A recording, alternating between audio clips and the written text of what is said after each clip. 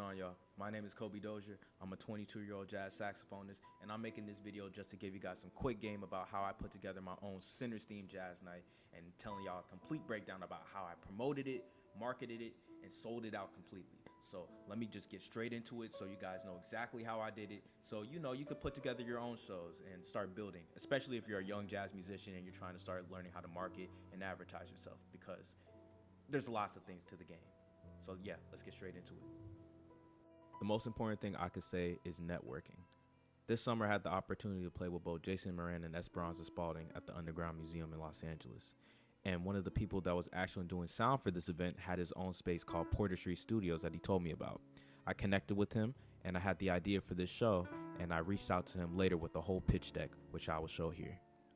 I spent about a week working on this pitch deck. I wanted to make sure I had all the accurate information about my idea for the event, my stats and accolades, and every other information that I had about some of my past events, so the venue knew exactly what I was going to be bringing to the table for this entire show.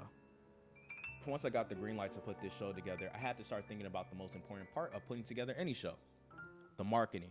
Because without proper marketing, you're not getting any proper ticket sales, and without proper ticket sales, you can't pay your band members, and I'm not signed to a label, so I'm paying everybody out of pocket, man. We ain't trying to go broke. I'm trying to make sure everybody get paid. I'm trying to make sure I get paid. So I was going crazy on the marketing, so I made sure to focus my entire campaign on the app TikTok.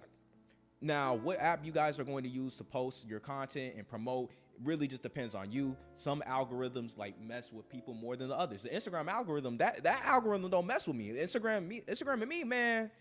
Instagram ain't messing with me, but on TikTok shows me a lot of love. So I obviously make a lot of my posts on there. And I want to make sure all my videos and posts were engaging. So I made sure to have good artwork for my flyers. So I commissioned one of my friends to make artwork of myself and my band members, kind of similar off of the Marvin Gaye "I Want You" artwork for his album. So when I made all my posts on this, I made sure to have the flyer right there. I made sure to make the videos engaging. I had videos of the actual venue so people can see what the place was going to look like. And I gave a whole spill about how we're going to be having black-owned food vendors and the whole theme of us dressing up in the 1930s. And I just made constant posts. I made about 5-6 posts, and eventually after like my 4th post, I managed to get 20,000 views, and then another video got 100,000 views. So now it's always going to be case by case, but you guys can see some of the stats right here in terms of like the videos and the analytics. But that's how I did a lot of my marketing. Things I wanted to highlight on besides the marketing was actually customer retention. I think one of the things that a lot of us, when we're first starting off as up and coming musicians and trying to just put ourselves out there, is that we're just mainly just selling tickets, and we're just trying to get as many ticket sales as possible, but we're not necessarily thinking about what we can do to make sure that the audience is going to be coming back for more.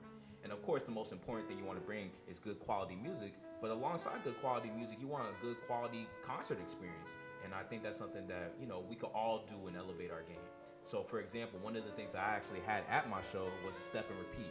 And if you're not familiar with the step and repeat, it was pretty much like a backstage drop that had the actual name of the event. It had the juke behind it, and it was a great prop for people to go and take pictures and have memorabilia at. It was a great thing. I was taking pictures, my friends and family were taking pictures. It was a great whole stage presence, and we had different little southern aesthetics on top of the stage for that made it look really nice.